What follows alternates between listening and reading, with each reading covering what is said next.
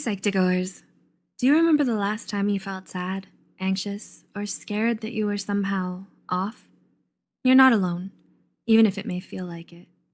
The National Alliance on Mental Illness, or NAMI, reports sometimes a funk or rough patch can be a sign of something much deeper. This video represents 10 mental health symptoms you shouldn't ignore. Before we begin, we need to warn you that this video may be triggering for some. If you feel triggered by this video, please take care of yourself, even if it means clicking off this video. With that being said, let's talk about the 10 mental health symptoms you should not ignore. 1. You're having feelings of sadness or depression that last longer than 2 weeks. All people experience sadness at one time or another. However, most normal feelings of sadness get better with time. The American Psychiatric Association reported abnormally intense sadness lasting 2 weeks could be a sign of depression. The National Institute of Mental Health stated, not being able to snap out of it or sadness being heavier than normal should be taken seriously. 2. You're having extreme mood swings and don't know why. Do you find that your mood seems to switch super quickly or randomly? Tremp and others studied how often the average person's mood shifts on any given day. According to the National Center of Biotechnology Information, NCBI, this study showed people tend to experience positive emotions, such as joy or love, more often than negative ones. But it's totally normal for someone's emotions to change daily. However, the National Alliance for the Mentally Ill, NAMI, warns especially dramatic mood swings that cause huge changes in your behavior and energy can be a sign of bipolar disorder.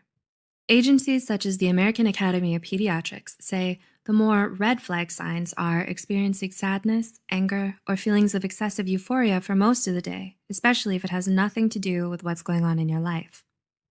3. Your worry and anxiety have gotten out of control. Have you ever found yourself worrying but can't shut it off?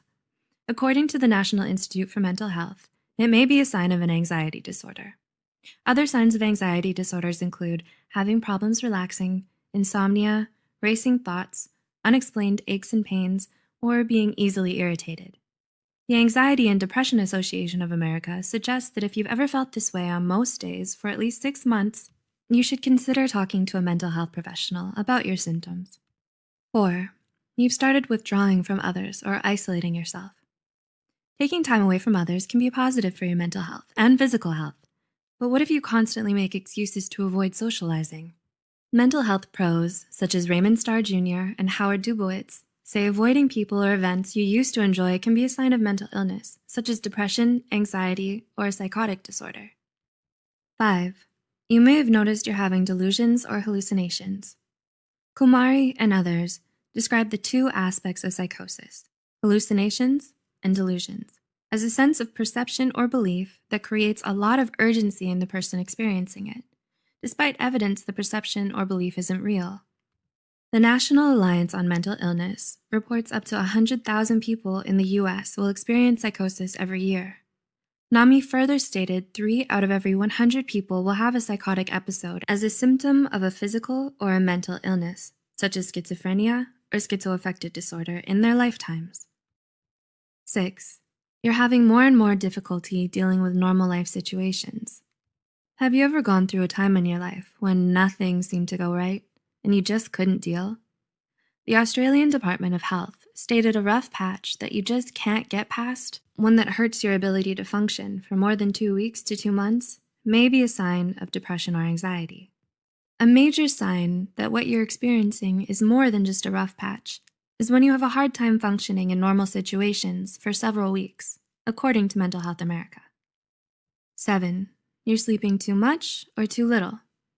The Harvard University School of Medicine believes that 10 to 18% of the general population has problems sleeping.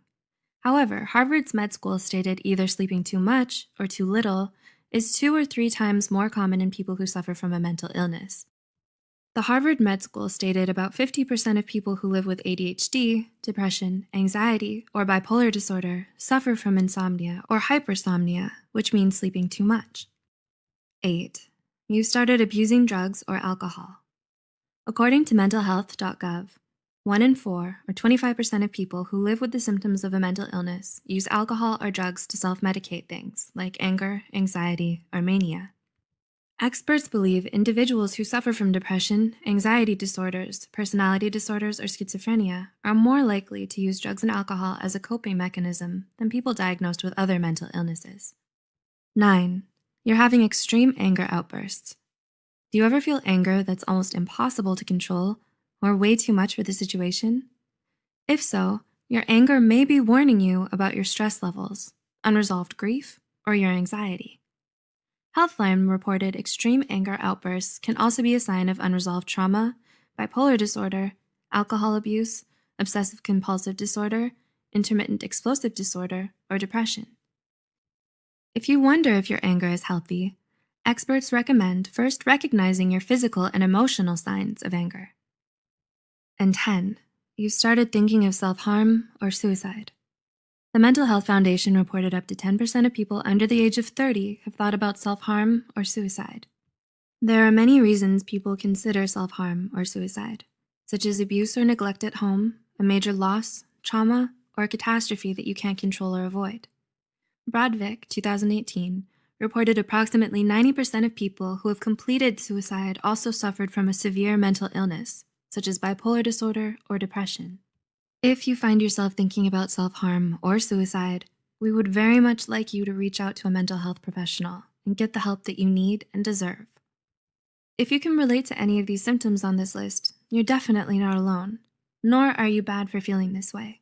But we want you to take care of yourself, which means reaching out to a mental health professional if you've been experiencing any of the symptoms on this list.